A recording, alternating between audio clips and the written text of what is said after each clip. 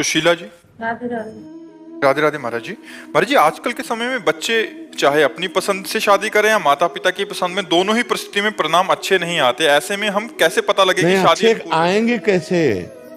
अच्छे आएंगे कैसे? आजकल बच्चों और बच्चियों के चरित्र पवित्र नहीं है, तो अच्छे कैसे आएंगे? हमारी माताओं बहनों के पहले रहन सहन देखो।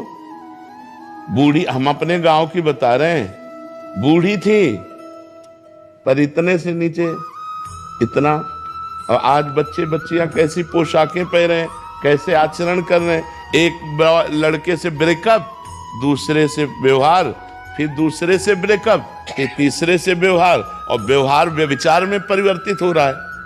कैसे शुद्ध होगा? मान लो हमें 4 होटल के भोजन खाने की जबान में आदत पड़ गई है, तो घर की रसोई का भोजन अच्छा नहीं लगेगा।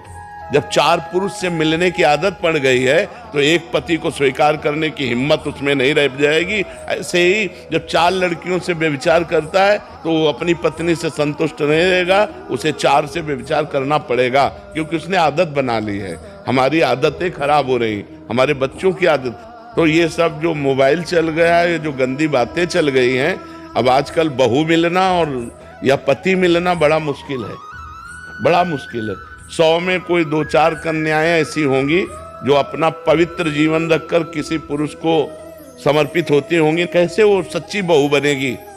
जो 4 लड़कों से मिल चुकी वो सच्ची बहू बनेगी? जो 4 लड़कियों से मिल चुका वो सच्चा पति बन पाएगा?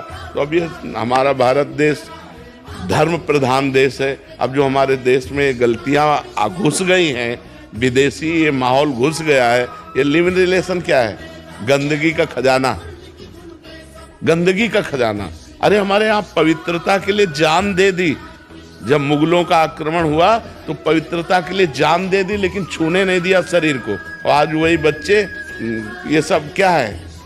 अपने पति के लिए प्राण देने की भावना हमारे देश में रही है कि हमारी जान चाहे चली जाए, मेरे पति का बाल बांकन हो। और यहाँ पतियों के साथ ऐसा व्यवहार हो रहा है। अपनी पत्नी को प्राण माना गया है, अर्धांगिनी माना गया है। कहाँ हमारे देश की ये भाषाएं गई? ये इसीलिए हो रहा है क्योंकि पहले से व्यभिचार हो रहा है। नहीं, हमारे यहाँ बहुत पवित्र व्यवहार माना गया।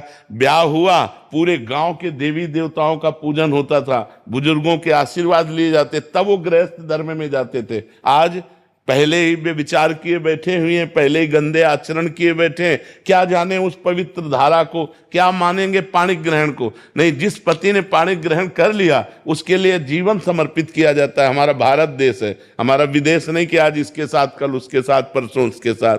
तो माता जी, अब सबसे बड़ी समस्या है कि बच्चे बच्चियां ही पवित्र नहीं हैं।